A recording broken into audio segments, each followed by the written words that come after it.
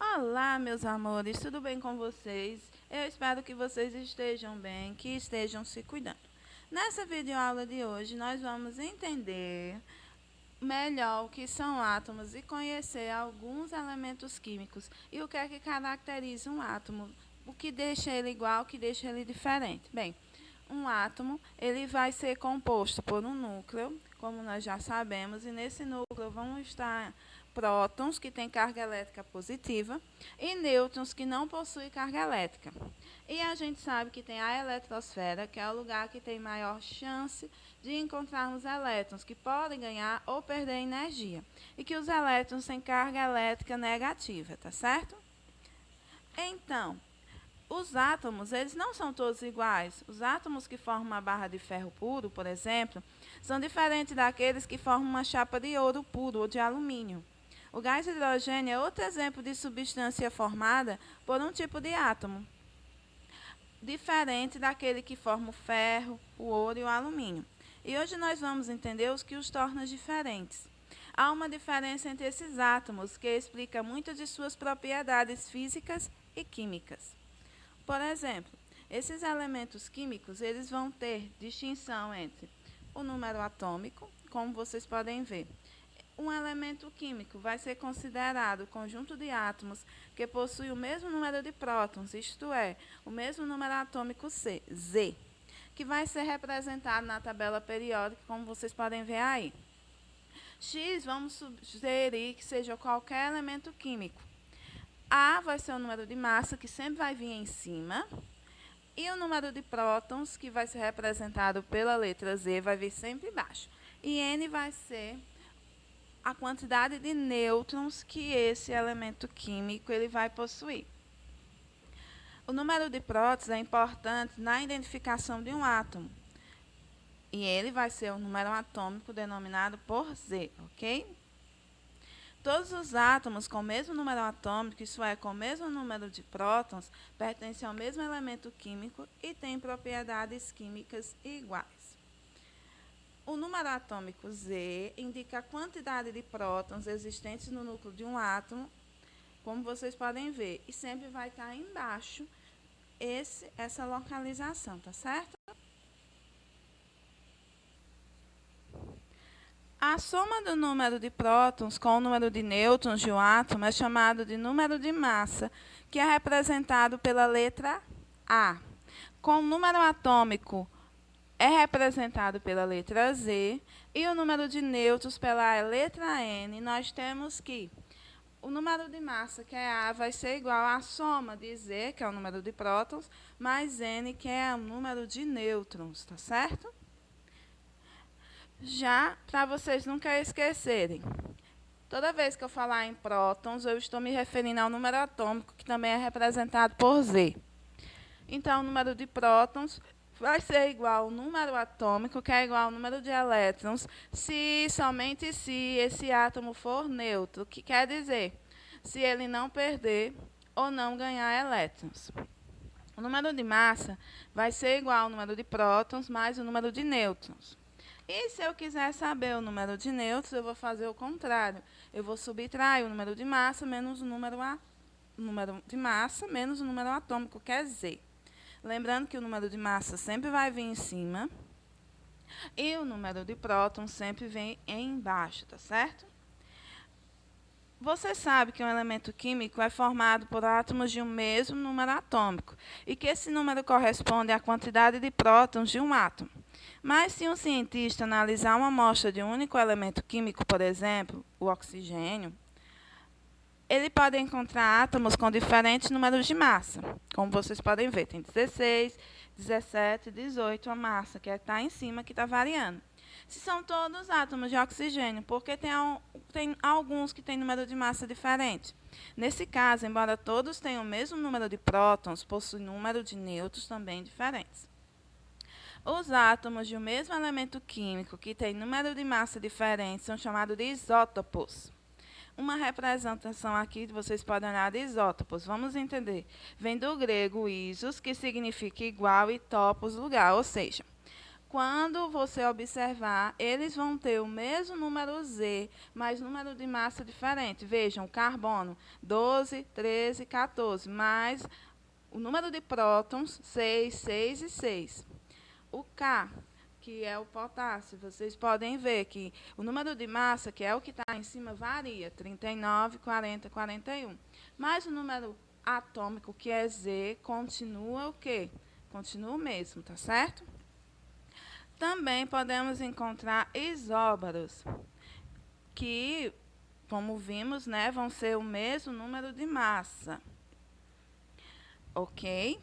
Os átomos que apresentam o mesmo número de massa A, mas têm número atômico diferente, que é Z. Aí vocês veem dois elementos químicos diferentes, que é o Ca, que é o cálcio, e o Ar, que é o argônio. É 40 o número de massa de um, e o número também de massa é 40, tá certo? Mas vocês podem observar que vão ter número de nêutrons diferente, como foi comprovado aí. Como é que eu descubro? Eu fiz 40 menos 20, e no outro 40 menos 18, e encontrei o número de nêutrons, o de cima menos o de baixo. E o número de prótons, nós já observamos que é diferente. E também tem os isótonos, que são átomos que apresentam o mesmo número de nêutrons, mas diferentes números atômicos e de massas. Como é que eu descubro o número de nêutrons? Eu vou fazer o de cima menos o de baixo e vou achar. No caso, o magnésio e o silício, o magnésio vai ter o número atômico e o número de massa diferentes, mas quando a gente faz essa operação de subtração, que é a continha de menos, nós podemos encontrar números de nêutrons iguais, são 14. Você nunca mais vai esquecer disso. Isótopos P, mesmo número de prótons. Isóbaros A, tá vendo? Mesmo número de massa. Isótonos N, mesmo número de nêutrons. Vejam bem. O zinco, que é o Z, e o K, que é o potássio, eles são isópotos, porque tem o mesmo número de prótons. Já o átomo aqui, que eu denominei por A, B e C, eles são isóbaros porque tem o mesmo número de massa. Lembrando sempre que a massa ela vem em cima e os prótons, o número atômico, vem embaixo. E os isótonos é o mesmo número de nêutrons, que quando você faz o de cima menos o de baixo, você vai encontrar. Agora, observe, os pares de átomos abaixo representam, respectivamente. Você vai me dizer quais são os isótopos, quais são os isótonos e quais são os isóbaros. Ou seja, o K, que é o potássio, vai ser isótopo, porque tem o mesmo número de próton. O cálcio e o argônio vão ser isóbaros, porque tem o mesmo número de massa. E o cálcio e o potássio são isótonos, pois têm o mesmo número de nêutrons. Lembrando que para se descobrir o número de massa, você faz uma continha de mais, que é o número de nêutrons mais o número atômico. Para se descobrir o número de nêutrons, você faz de menos, que é o de cima menos o de baixo.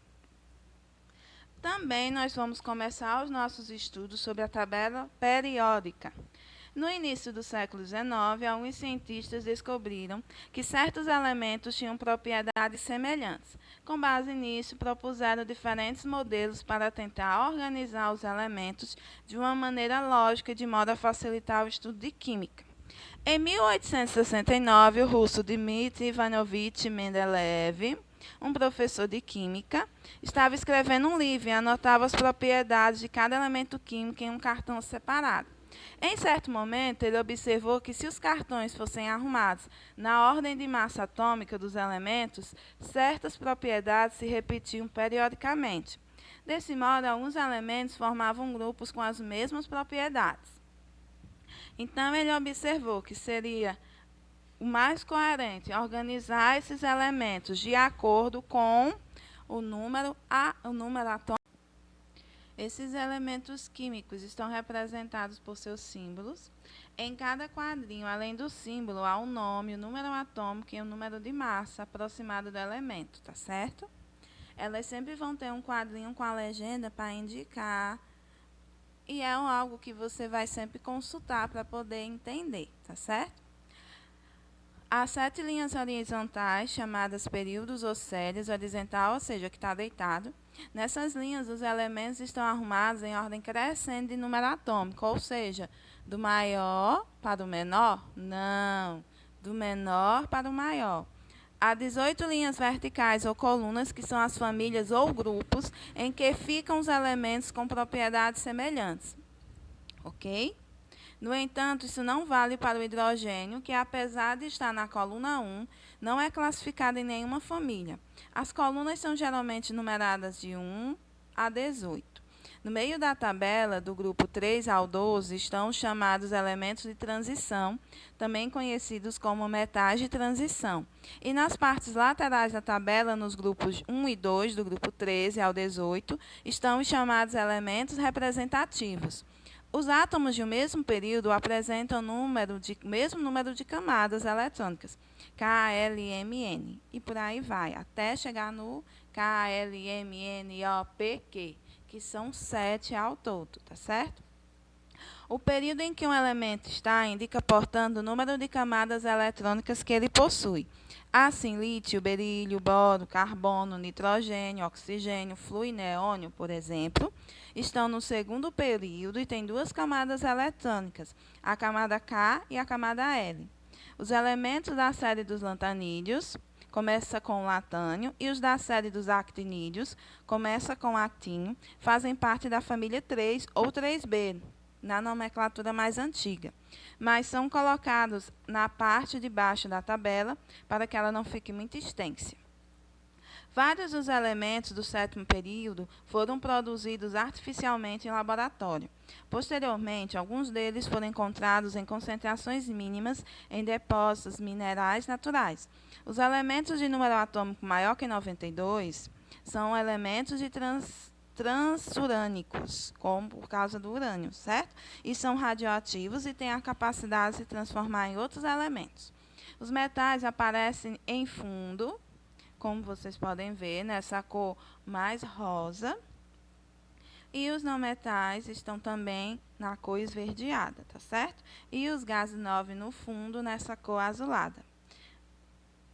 É bom lembrar que, embora Mendeleev seja considerado o pai da tabela periódica, a construção de todo o conhecimento é fruto de um trabalho constante e gradual de inúmeros pesquisadores. Lembrando que, de acordo com a legenda da tabela, você vai sempre ter o nome do elemento, vai ter o símbolo, o número de massa atômica e o número de número atômico. Isso vai vir sempre num cantinho da tabela periódica, para que você possa saber ler. Lembrando que cada período ou série vai vir na horizontal, que é essa linha vermelha que vocês estão vendo, está deitada? Então, aí é o período ou a série, que vai informar a quantidade de camadas que cada um vai ter. Já os períodos estão em pé, tá certo? Como vocês podem ver aí na imagem, que vão ser de cada um dos elementos que a gente está estudando. Só para vocês terem bem em mente. E temos as famílias com nomes especiais. A família 1A, que é dos metais alcalinos, a família 2A, dos metais alcalinos terrosos, a família 3A, do boro, 4A, do carbono, 5A, do nitrogênio, 6A, chamada de família de calcogênios, 7A, dos halogênios e dos gases nobres, que é 8A. Também vocês vão encontrar em tabelas vindo de 1 ao 18. E esses que estão ao meio são os elementos de transição, como eu já tinha falado. Tem os elementos, só relembrando aqui, os elementos de transição, que são esses do 3B ao 2B, e os elementos representativos, que são aqueles que a gente mais vai estudar. Os metais, que são muito encontrados na tabela periódica, eles apresentam brilho, são bons condutores de calor e de eletricidade, sendo a sua maioria encontrado no estado sólido, com exceção do mercúrio, que é encontrado em estado líquido nos termômetros. Eles são resistentes, são maleáveis e dúcteis, tanto que dá para fazer os fios, como vocês sabem, os fios de cobre, né? Vem de quê? Vem daí. Os não metais, a maioria são encontrados também no estado sólido, não têm brilho, não conduzem bem nem calor nem eletricidade, tá certo? Eles são mais encontrados no lado direito da tabela periódica. Você também pode encontrar alguns no estado gasoso, como oxigênio, nitrogênio, cloro, flúor. E também, como eu já falei, no estado sólido, como carbono, iodo, fósforo, enxofre, selênio, ok? Comece onde você está, use o que você tem e faça o que se pede. Leiam, estudem, tirem as dúvidas, assistam o vídeo quantas vezes for necessário e até o nosso próximo encontro.